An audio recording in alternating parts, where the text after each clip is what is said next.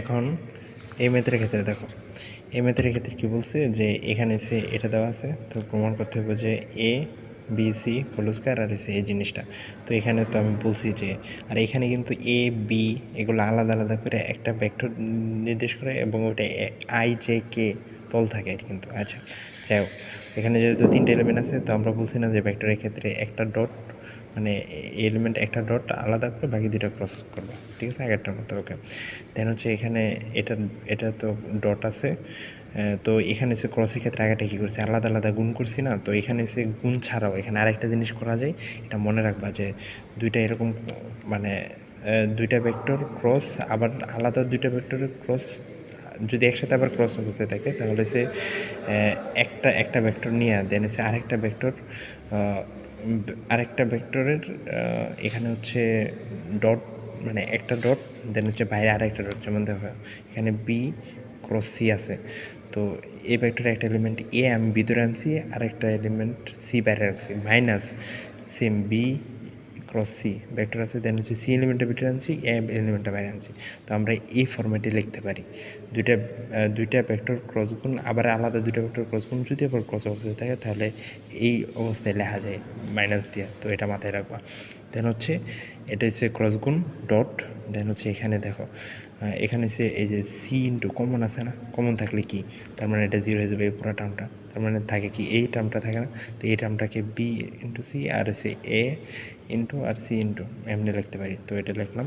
দেন হচ্ছে তোমার এ cross B dot, তো আমরা এখানে জানি না যে একটা ভেক্টর ডট আর ক্রস অবস্থায় থাকলে তো আমরা এ বি সি এমনি লিখতে পারি, ওই যে এটাকেও লিখছি কিন্তু। তো সেম জিনিস লিখলাম আর সি আলাদা রাখলাম।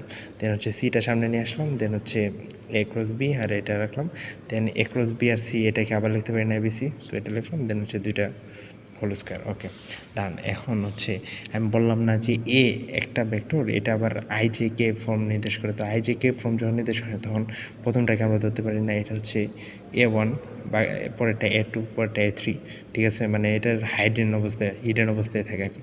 তো বি এর ক্ষেত্রেও সেম, সি এর ক্ষেত্রেও সেম।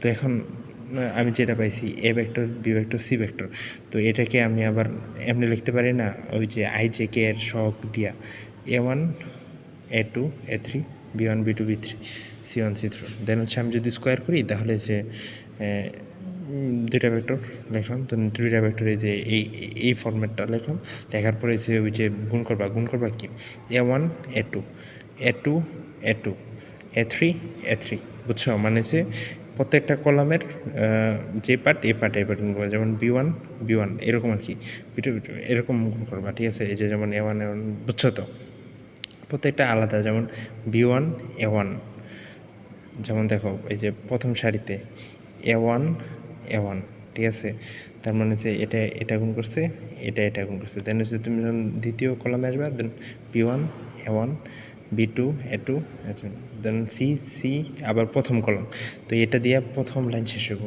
দেন দ্বিতীয় লাইন দিয়ে আবার প্রথম লাইনে যাবে, সেকেন্ড লাইনে যাবে, থার্ড লাইনে যাবে, তৃতীয় লাইন দিয়ে আবার প্রথম লাইনে যাবে, সেকেন্ড লাইনে যাবে, থার্ড লাইনে যাবে, ওটা নিচে দেখো।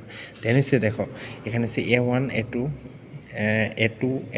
এটা লিখছি না, তো এটাকে আমরা লিখতে পারি না যে দুইটা ভেক্টরের ডট গুণ, কারণ হচ্ছে দুইটা ভেক্টরের ডট গুণ তো আমরা জানি যে তাদের প্রত্যেকটা এক্সিসের সহগের গুণফল।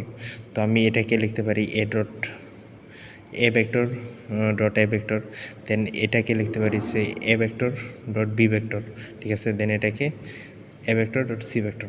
আশা করি এতটুকু তো বুঝছো, না বুঝলে আমার বললো আবার।